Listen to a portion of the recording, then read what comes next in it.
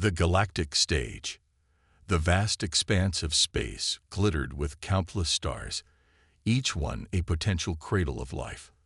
Among these celestial bodies, Earth stood alone, a blue marble shrouded in mystery and fear. For centuries, the galactic community had observed this isolated world from afar, dubbing it a death world, a planet so harsh and unforgiving that it seemed impossible for intelligent life to thrive there. Captain Zara Vex of the Galactic Exploratory Force stood at the helm of her ship, the Starweaver, as it approached the Sol system. Her iridescent scales shimmered under the soft light of the bridge, four eyes blinking in rapid succession as she processed the incoming data. "Status report," she commanded, her melodious voice carrying a hint of anticipation. Her first officer, a tall, willowy being named Thrix, responded promptly. "We're entering the outer reaches of the system now, Captain. Sensors are picking up significant electromagnetic activity from the third planet." Zara's antenna twitched with interest. So, the legends are true. There is indeed intelligent life on this death world.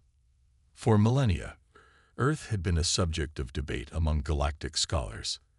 Its extreme weather patterns, diverse and often deadly flora and fauna, and the planet's penchant for natural disasters made it seem an unlikely candidate for advanced civilization.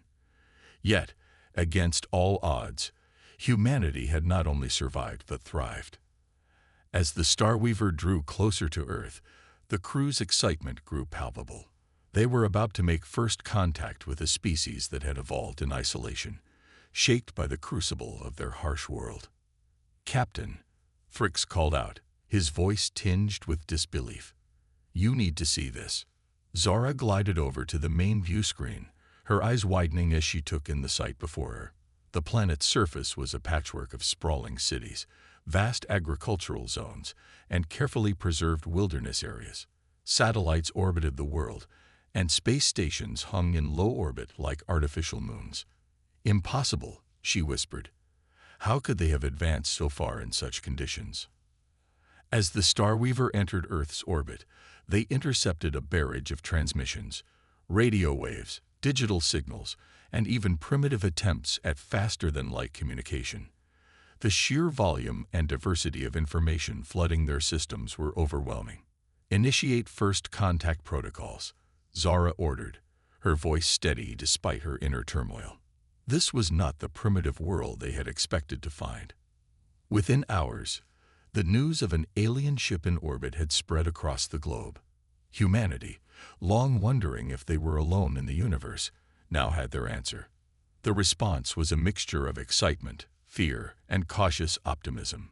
Dr. Elena Rodriguez, Earth's foremost xenobiologist, found herself aboard the first shuttle dispatched to meet the alien visitors. As their craft docked with the Starweaver, she couldn't help but feel a sense of pride. Humanity had faced countless challenges throughout its history, yet here they were, ready to take their place among the stars. The airlock hissed open, and Elena stepped onto the alien ship. She found herself face to face with Captain Zara Vex and her crew, a diverse array of beings unlike anything humans had ever encountered. "Welcome aboard the Starweaver," Zara said, her words translated by an advanced "ah." "We are honored to make your acquaintance." Elena smiled, her eyes sparkling with curiosity and determination.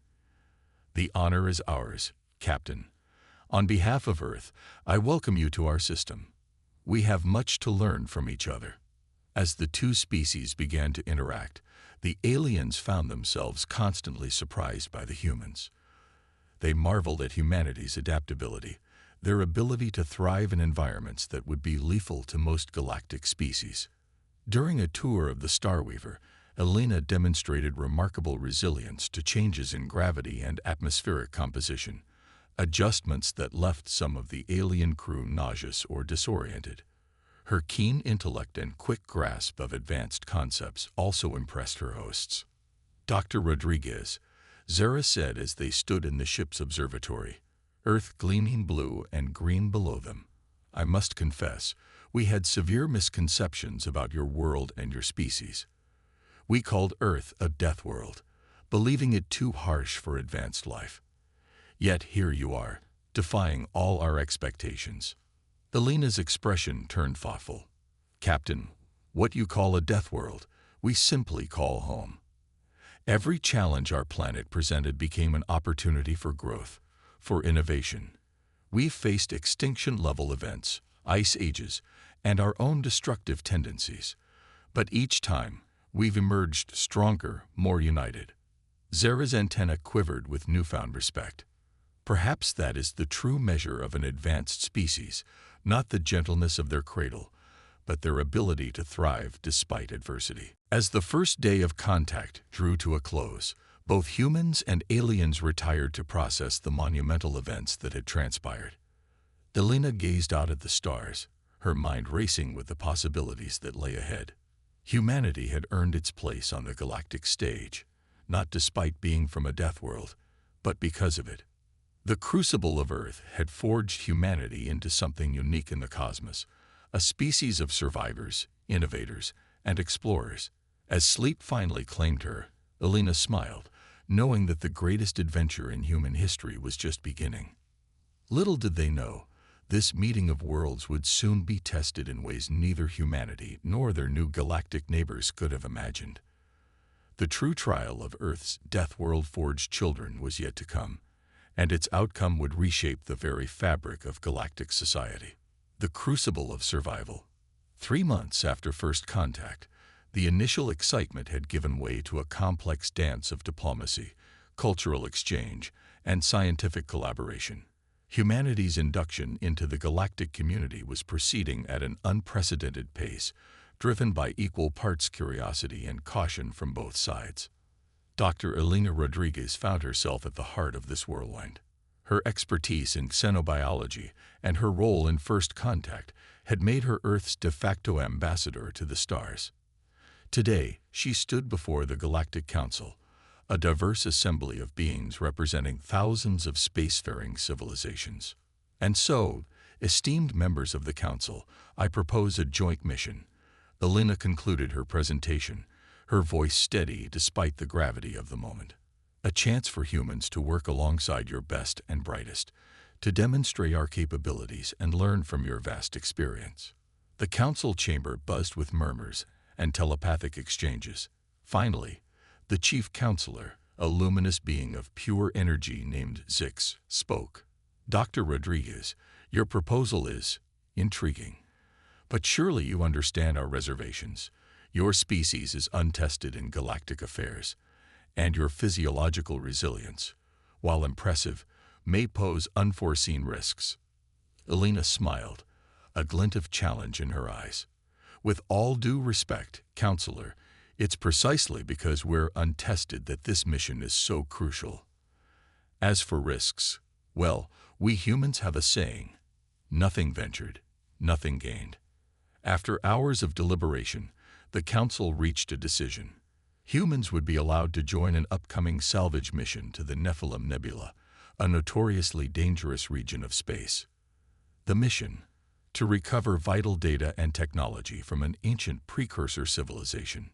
2 weeks later, Elena found herself aboard the VSS Horizon, a state-of-the-art salvage vessel. She was part of a small human contingent, joining a diverse crew of galactic experts. As they prepared to depart, Captain Zara Vex, now serving as mission commander, addressed the assembled team. "We face unprecedented challenges in the Nephilim Nebula." Zara's voice rang out. "Intense radiation, gravitational anomalies, and the remnants of a long-dead but highly advanced civilization. This mission will test us all. But together, I believe we can succeed." As the horizon plunged into faster-than-light travel, Elena couldn't help but feel a mix of excitement and trepidation. This was humanity's chance to prove themselves on the galactic stage. Days later, they arrived at the edge of the Nephilim Nebula. The view was both breathtaking and terrifying. Swirling clouds of cosmic dust and gas, punctuated by the skeletal remains of shattered planets and derelict space stations. "By the cosmic core," whispered Thrix, Zora's first officer. "It's even worse than the reports suggested." Elena studied the sensor readings, her mind racing. The radiation levels are off the charts. Our shielding will be strained to the limit. Zara nodded grimly. We knew this wouldn't be easy. Thrix, take us in, slow and steady. Everyone else, prepare for insertion. We have a job to do. As they ventured deeper into the nebula, the horizon shuddered and groaned under the assault of cosmic forces. The alien crew members began to show signs of stress, their bodies struggling to cope with the harsh conditions. To everyone's surprise, the humans seemed to be faring better. How are you still functioning? Asked Klex, a methane-breathing engineer, as Elena helped him recalibrate a failing system. This environment, it's almost as bad as your Earth. Elena chuckled, despite the gravity of their situation. Almost, but not quite. We've evolved to adapt quickly. Right now, my body is probably producing more red blood cells. My bones are densifying. We're built to survive. Their target came into view. A massive space station, clearly of alien origin, drifting in the heart of the nebula. As they docked, Zara divided the crew into teams. Elena found herself leading a group into the station's central data core. The interior of the station was a maze of advanced technology, much of it still operational after eons of abandonment. As they navigated the twisting corridors, the team encountered one hazard after another, gravitational fluctuations that made walking nearly impossible, sudden bursts of radiation, and defense systems that sprang to life after millennia of dormancy. Through it all, Elena and her fellow humans displayed a level of adaptability that astounded their alien counterparts. Where others faltered, they pushed on. When conventional solutions failed, they improvised. Watch out! Elena shouted, tackling Klex to the ground as an energy beam sizzled overhead. The defense systems are adaptive. They're learning our patterns. Klex's eyes widened in awe. Your reflexes. How did you? On Earth, hesitation means death, Elena explained, helping him up. We're always ready for the unexpected. As they finally reached the central data core, they found it protected by a complex lock mechanism. The alien experts argued over the best approach, precious minutes ticking by as the station's defenses closed in. Elena stepped forward, her eyes narrowed in concentration. I have an idea, but it's risky. On my world, we have a game called chess. It's about predicting your opponent's moves, thinking several steps ahead. This lock, it's like a cosmic chess game. With swift, sure movements, Elena began manipulating the lock's controls. To the amazement of her teammates, the mechanism responded, layers of security peeling away. Impossible, breathed Thrix. How did you decipher it so quickly? Elena grinned, sweat beading on her brow. I didn't. I just thought like the builders. On Earth, we're always preparing for worst-case scenarios. These precursors, they thought the same way. The lock isn't about keeping everyone out. It's about letting the right ones in. With a final click, the data core opened, revealing a treasure trove of advanced knowledge and technology. As they began the delicate process of data extraction, alarms blared throughout the station. Zara's voice crackled over the comms. The station's becoming unstable. We need to leave now. As they raced back to the horizon, the station crumbling around them, Elena realized that this was just the beginning. Humanity had proven its worth in the crucible of the Nephilim Nebula, but greater challenges and opportunities lay ahead. The true test of Earth's Deathworld-forged children was yet to come, and its outcome would shake the foundations of the galaxy. The storm of betrayal. The VSS Horizon limped through space, its hull scared and systems strained from a harrowing escape from the precursor station. Despite the damage, an air of triumph permeated the ship. Against all odds, they had succeeded in their mission, retrieving invaluable data from the heart of the Nephilim Nebula.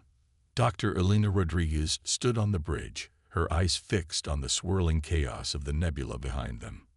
The events of the past few days played through her mind on a loop. The dangers they'd faced, the ingenuity they'd shown, the bonds they'd forged with their alien crewmates. Captain Zorovek's approach, her scales shimming with a mix of colors that Elena had learned to interpret as pride and concern. Dr. Rodriguez, your team's performance was exceptional. You've given us much to consider about the capabilities of your species. Elena nodded, a small smile playing on her lips. Thank you, Captain. But we couldn't have done it without the expertise of the entire crew. This was a true collaborative effort. As they spoke, Fricks burst onto the bridge, his usually calm demeanor shattered.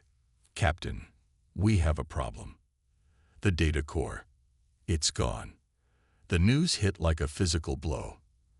Hours of frantic searching turned up nothing. The precious data core, containing technologies and knowledge that could reshape the galaxy, had vanished without a trace. As accusations flew and tensions mounted, Elena found herself working alongside Klex, the methane-breathing engineer, to review the ship's security footage. What they discovered sent a chill down her spine. It was an inside job, Elena announced to the assembled crew, her voice tight with anger and disappointment. Someone on this ship took the core and transmitted its contents to an unknown receiver just before we left the nebula. The revelation sparked chaos. Years of fragile trust between species threatened to unravel in an instant. It was Zora who finally restored order, her voice cutting through the din like a laser. Enough. We are better than this. We will find the truth together. As the investigation progressed, strange accidents began to plague the ship. Critical systems failed at alarming rates, and crew members reported sightings of shadowy figures in the corridors. Paranoia spread like a virus.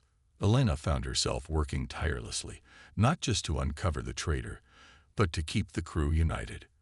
Her experiences on Earth, facing natural disasters and overcoming societal divisions, had prepared her for this moment.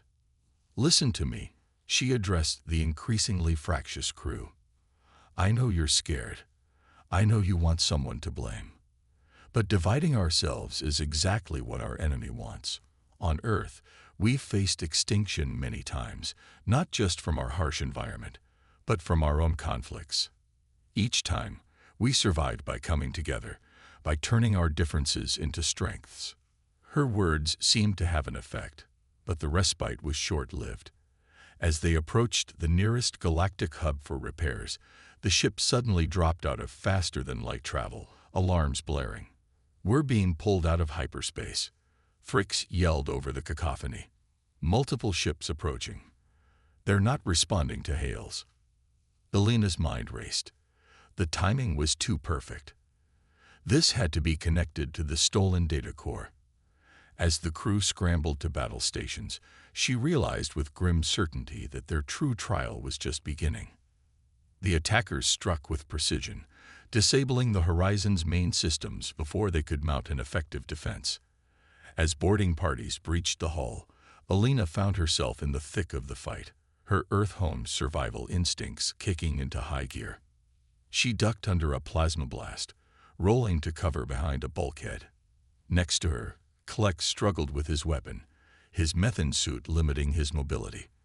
Without hesitation, Elena reached out, adjusting the suit's settings with practiced ease. How did you know how to do that? Klex asked, amazement clear in his voice, even as energy weapons fire erupted around them. Elena managed a grim smile. On Earth, we learn to adapt to any environment, to use any tool at our disposal. Right now, we're in a fight for survival, and I intend for us all to survive. As they fought their way through the ship, Elena's quick thinking and the humans' combat adaptability turned the tide. They managed to repel the boarders, but at a cost. The ship was heavily damaged, and several crew members were injured. In the aftermath, as they tended to the wounded and assessed the damage, a shocking truth came to light. The attack had been orchestrated by a faction within the Galactic Council itself, a group that feared the potential rise of humanity as a galactic power. The stolen data core had been their attempt to gain precursor technology, to maintain their dominance. The humans' unexpected success in retrieving the data had forced them to take drastic action. As this revelation sunk in, Alina found herself at the center of a pivotal moment. The crew looked to her, not just as a representative of humanity, but as a leader who had proven her worth in crisis. "What do we do now?" Zara asked, her voice heavy with the weight of betrayal. Alina stood tall, her eyes blazing with determination. "We fight back. Not just for humanity, but for every species that's been manipulated and held back by those who fear change. We use what we've learned, we stand together, and we show the galaxy what it truly means to be forged in adversity." A chorus of agreement rose from humans and aliens alike. In that moment, aboard a damaged ship floating in the void of space, an alliance was born. An alliance that would challenge the very foundations of galactic society.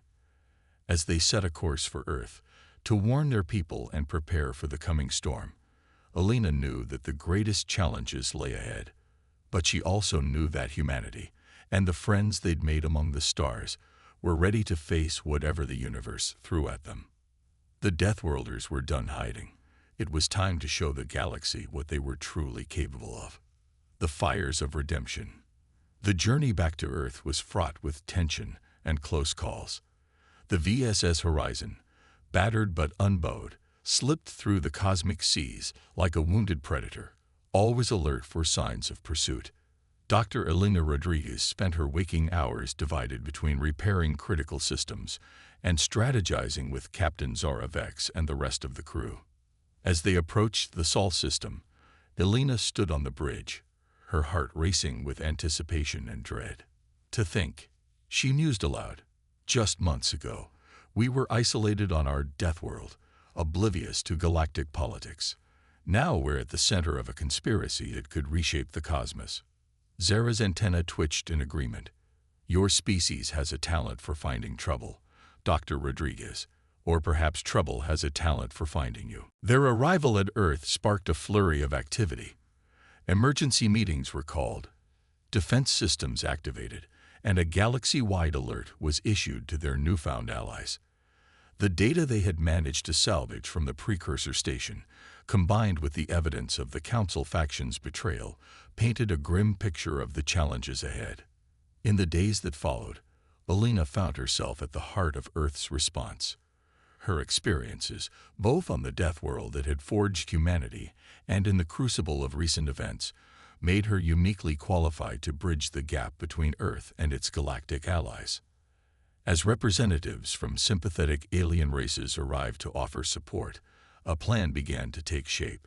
It was audacious, perhaps even reckless, but it bore the unmistakable stamp of human ingenuity. "We're going to turn their strengths against them," Alina explained to the assembled War Council, a diverse group of humans and aliens united in purpose. "They think they know us, that they can predict our actions based on their preconceptions of Deathworlders. We'll show them how wrong they are." The plan was multifaceted. A combination of diplomatic outreach to sway neutral council members, covert operations to gather intelligence, and the development of new technologies that merged human innovation with alien expertise. At the center of it all was the precursor data they had risked so much to obtain. Earth's scientists, working round the clock alongside their alien counterparts, made breakthrough after breakthrough. Shields capable of withstanding the harshest environments, weapons that could disable ships without destroying them, and communication systems that could pierce any attempt at jamming. But it was in the field of biotechnology that the most startling advancements were made. Drawing on humanity's unique adaptability, they developed treatments that could temporarily grant some of humanity's resilience to their alien allies. As preparations reached their peak, word came of a massive fleet gathering at the edge of Council space. The faction that had orchestrated the betrayal was making its move, and Earth lay in its path. The night before the expected attack, Alina found herself in a quiet corner of the makeshift command center. Klex, the methane-breathing engineer who had become one of her closest allies, approached. "You should rest," he said, concern evident in his modulated voice. "The battle ahead will test us all." Alina smiled wearily. "On Earth, we have a saying, no rest for the wicked." Though in this case, I suppose it's no rest for those fighting the wicked. Kalex's environmental suit hissed as he let out a sound Alina had learned to interpret as laughter. Your species' propensity for humor in the face of danger continues to astound me. It is admirable. As they talked, Alina realized something that had been nagging at the back of her mind. Kalex, the way they found us in the Nephilim Nebula, the precision of their attack, they must have had inside help. Someone high up in the council structure. Kalex nodded gravely. I've had the same suspicion. But who? And how can we prove it? Their conversation was interrupted by a priority alert. The enemy fleet had been detected entering the solar system, earlier than expected. As klaxons blared and the command center erupted into action, Alina felt a strange calm settle over her. This was what humans were built for, facing impossible odds, adapting, overcoming. The battle that followed would be remembered for generations across the galaxy. Earth's forces, bolstered by their alien allies and armed with their new hybrid technologies, met the invading fleet head-on. The void of space lit up with weapons fire, silent explosions blossoming like deadly flowers. Alina found herself aboard the flagship of the Earth Defense Fleet, coordinating strategy alongside Admiral Chen and Captain Zoravex. As the battle raged, she noticed a pattern in the enemy's movements, a flaw in their seemingly impenetrable strategy. There, she shouted, pointing at the holographic display. Their formations, the timing of their attacks. It's all too perfect, too predictable. They're relying on an eye to coordinate their fleet. Admiral Chen's eyes widened in realization. And if it's an eye, we can hack it. Alina finished, a fierce grin spreading across her face. What followed was a daring plan, born of human audacity and alien expertise. While the main fleet kept the enemy engaged, a small team led by Alina and Kalex slipped behind enemy lines. Using a combination of the precursor technology and good old-fashioned human hacking skills, they infiltrated the enemy's command and control systems. The tide of battle turned in an instant. Enemy ships found themselves firing on their allies, shield generators failed at crucial moments, and chaos spread through their once orderly ranks. As the enemy fleet crumbled, a transmission cut through the comm channels. It was the leader of the Council faction, Supreme Councilor Dax, his usually imperious voice now tinged with desperation. How? He demanded. How could you primitive Deathworlders have defeated us? Alina took great pleasure in responding. You made a classic mistake, Counselor. You underestimated us. Humans don't just survive on a death world. We thrive. We take what tries to kill us and make it our strength. And now, we've done the same to your betrayal.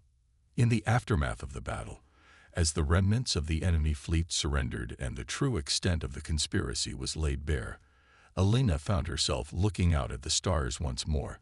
But this time, she wasn't on a ship venturing into the unknown. She was home, on the death world that had prepared humanity for this moment. As the first rays of dawn broke over the horizon, painting the sky in hues of hope, Alina knew that this was not an end, but a beginning. Humanity had earned its place among the stars, not through conquest, but through resilience, ingenuity, and the ability to forge alliances in the face of adversity. The galaxy would never be the same, and neither would humanity. The dawn of a new era. The Great Hall of the Galactic Council hummed with an energy unlike anything in its long history. Representatives from hundreds of worlds filled the chamber, their attention focused on the central podium where Dr. Elena Rodriguez stood, flanked by Captain Zoravex and Kalex. The aftermath of the battle over Earth had shaken the foundations of galactic society, and now, 6 months later, it was time to chart a new course. Elena took a deep breath, her eyes scanning the diverse crowd before her. So much had changed, yet the weight of responsibility on her shoulders felt familiar. It was the same weight she'd carried on Earth, facing natural disasters and societal challenges. Now that weight extended to the stars. Esteemed members of the Council, she began, her voice clear and strong. We stand at a crossroads. The recent conflict has shown us the dangers of fear, mistrust, and the abuse of power. But it has also shown us the strength that comes from unity, from embracing our differences rather than fearing them. As she spoke, holographic displays came to life around the chamber, showing scenes from the battle, but also from the cooperation that followed. Humans working alongside aliens to rebuild damaged worlds, to share knowledge and technology, to heal the wounds of war. Humanity came to the galactic stage late, born on a world you called a death world. Yes, Earth is harsh. Yes, it forged us into survivors, but it also taught us invaluable lessons. We learned that adversity can be a teacher, that adaptation is the key to not just survival, but progress. Elena gestured to Zara and Klex, her allies and friends. We also learned the power of cooperation. On Earth, our greatest achievements came when we set aside our differences and worked together. And now, we've seen that this principle holds true on a galactic scale. The image is shifted, showing the groundbreaking technologies developed through the merger of human ingenuity and alien expertise. Shield systems that could withstand the harshest environments, medical advancements that pushed the boundaries of what was thought possible, and propulsion systems that promised to open up new reaches of the galaxy. The conspiracy that threatened us all grew from a fear of change, a desire to maintain the status quo at all costs. But the universe doesn't allow for stagnation. We must adapt, we must grow, or we will surely perish. A murmur ran through the crowd, a mix of agreement and lingering uncertainty. Elena pressed on, her voice gaining strength. I stand before you not to claim humanity's superiority, but to offer our hand in partnership. We've seen what we can achieve together. The technologies we've developed, the bonds we've forged, these are just the beginning. She paused, allowing her words to sink in. We propose a new framework for the Galactic Council, one that emphasizes cooperation over competition, that values the unique strengths each species brings to the table. We've drafted a charter that ensures equal representation, that establishes safeguards against the abuse of power, and that commits us all to the continued exploration and understanding of our universe. As Elena laid out the details of the proposal, she could see the shift in the chamber. The fear and suspicion that had greeted humanity's arrival on the galactic stage were giving way to curiosity, to hope. We call this initiative the Cosmic Forge, Elena announced. Just as Earth forged humanity, just as each of your homeworlds shaped your species, we will forge a new future together, one that is stronger for its diversity, more resilient for its challenges, and brighter for its shared purpose. The chamber erupted in a cacophony of voices and telepathic exchanges.